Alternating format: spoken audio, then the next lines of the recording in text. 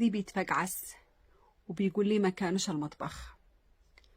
أحب أوضح لك وأفهمك إن الذي حكمت اليمن هي مره بلقيس، وازدهرت اليمن في عصرها لأن عندها حكمة وعقل، قدرت إنها تحافظ على بلادها في سلام وفي أمان وفي ازدهار. واحد مثلك في هذاك العصر وفي هذاك الزمان كان عيقرح اليمن جو. نحن ذو قوة وبأس وعيطير اليمن جو. تصيروا تقاتلوا سليمان، ما لو كانت بلقيس صدقته إن سليمان عليها السلام قد جالت جعل اليمن دكه.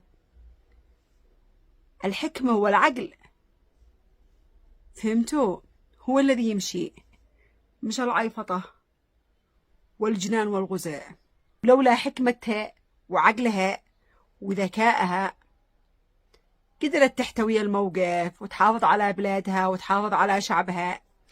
لهذا ازدهرت اليمن في عصر بلقيس، وإن شاء الله عتزدهر في عصرنا وعتظل مدى الحياة مزدهرة. فهمت يا مطبخ يلي ما فيكم شنب؟ روان الازدهار وروان التقدم وروان طبعا بعيدا عن رجال الله نفدى لهم. احنا بنتكلم عن المطبخ يا مطبخ. والسلام عليكم ورحمة الله وبركاته.